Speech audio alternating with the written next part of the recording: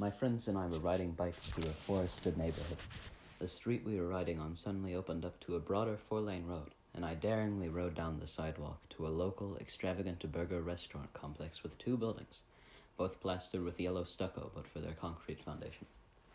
I rode my bike through a short, shady alleyway between the two buildings, and stopped at the asphalt base of their foundations. I got off my bike and got out my hammer and chisel from my bag. I began to chisel and chip away at the foundation, hoping to make a room in there. Suddenly, a blond, attractive male employee approached me. The man had an air of wisdom to him, despite his youthful appearance, and when he forcefully, albeit politely, told me to stop chiseling at the concrete, I willfully complied. I, sensing his wisdom, started telling him about my life and asking him questions regarding it. He responded to my questions with simple, understandable answers.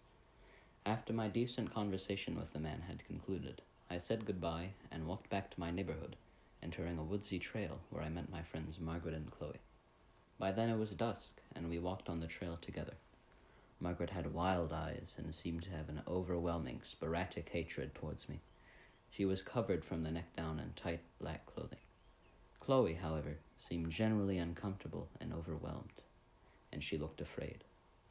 Only after we had walked a short distance did Chloe reach her breaking point, sitting down in the middle of the trail and crying as the sky became darker and darker.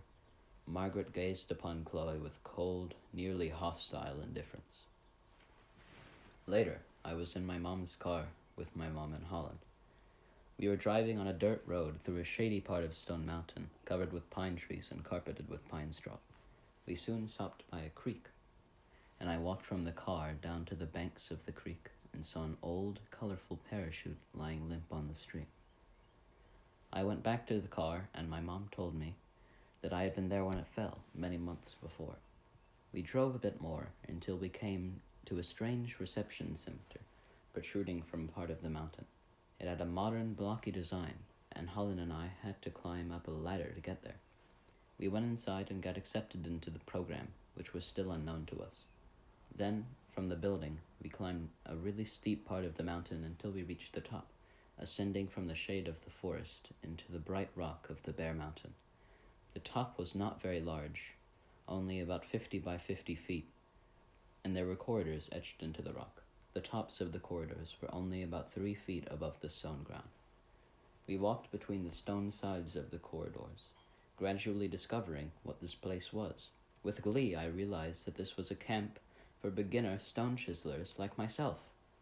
I walked around until I came across a girl who had been in the camp before, and she showed me what chisels to use and how.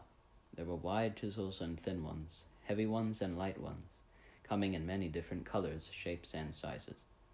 I thanked her and started etching into a side of the corridors with my tools. It looked like an art class in the open walkways, with depressions chiseled out of the surrounding stone, filled with different chisels and materials.